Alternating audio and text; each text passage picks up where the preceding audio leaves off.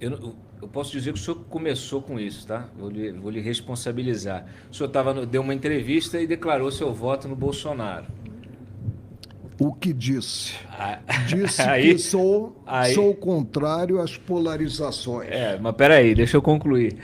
Que aí o senhor disse isso, aí não sei por que, sei lá, uma semana depois, sem serem entrevistados, diversos ex-ministros começaram a se manifestar pelo Lula, né? O Joaquim Barbosa gravou vídeo, Celso de Mello, que, né, me surpreendeu de ter se manifestado sobre política, né? Não é se manifestou sobre A ou B ou C, mas ninguém perguntou, ele foi lá e se manifestou. O Carlos Veloso também. Se arrepende de ter se manifestado Quem politicamente? sabe, se pela vez primeira seguir o meu exemplo. O que eu disse? Eu disse que, como sou contrário a polarizações, eu votaria em quem estivesse em terceiro lugar. E procurei votar em quem estava em terceiro lugar, no primeiro turno. E que no segundo turno eu votaria no atual governante, no presidente Jair Bolsonaro. Por quê? Por quê? Porque, como ex-juiz, não poderia jamais votar em alguém que, primeiro, foi presidente durante 8 anos, deu as cartas durante 6 anos no governo Dilma e que foi condenado em 4, se não me falha a memória, 4 processos crime por delito contra a administração pública.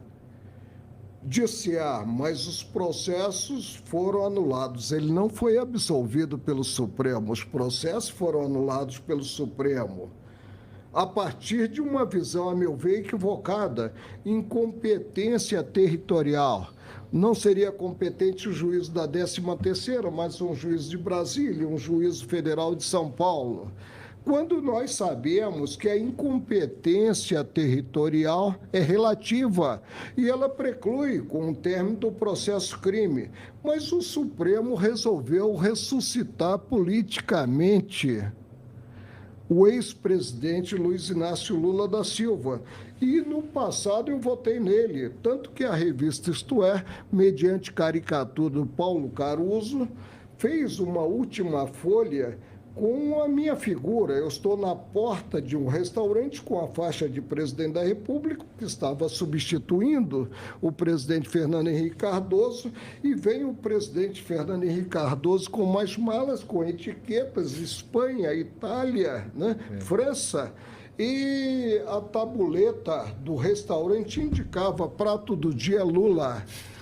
Nessa caricatura que eu mandei colocar numa moldura, eu tenho uma dedicatória do ex-presidente Lula ao amigo Marco Aurélio com um abraço do amigo Lula. Eu já votei no ex-presidente Lula, mas hoje, como ex-juiz, não posso votar no ex-presidente Lula. Voto e declarei o meu voto nesse sentido no presidente Jair Bolsonaro. E aí abriu o voto de divergência do Celso de Mello, do Pois é, Joaquim até Barbosa. nisso nós divergimos, né? Porque querem que o ex-presidente Lula volte ao poder. Eu não sou saudosista. Muito bem. Ministro, muito obrigado pela sua participação aqui no nosso programa de estreia. O senhor tem mais alguma coisa que o senhor queira falar? Fica à vontade aí de conversar com os nossos Que espectadores também. tenhamos um segundo turno pacífico e que o eleitor perceba a importância do voto a ser digitado na urna eletrônica.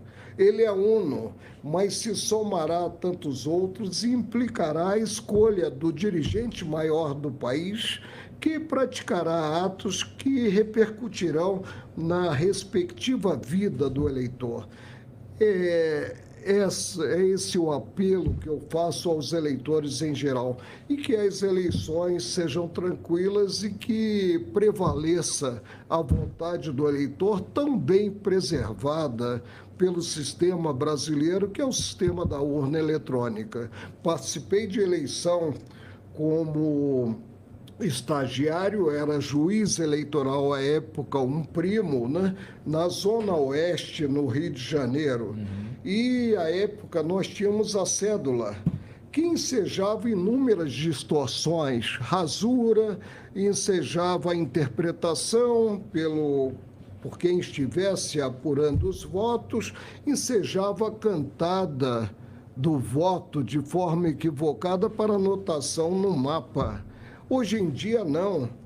Hoje em dia, a vontade do eleitor ela é digitada numa urna, num mecanismo super seguro, e essa vontade é preservada. Aguardemos o resultado do segundo turno no dia 29, penso que é 29? 30. No dia 30 de outubro, e que prevaleça, como eu disse, a vontade em si do eleitor, e que se dê ou não ao presidente que está tocando, né, as mazelas do Brasil, que nós temos grandes mazelas, que se dê um segundo mandato ou não se dê segundo mandato, se ressuscitando, portanto, politicamente, o ex-presidente Lula. O senhor mandaria uma mensagem para o presidente Bolsonaro nessa linha também, de respeite o resultado e tal? Tem uma máxima. Os homens aceitam mais gestos do que palavras. Tá certo. Ele, presidente Bolsonaro, talvez tenha pecado um pouco, ele hoje admite isso, ele já mudou o tom, né?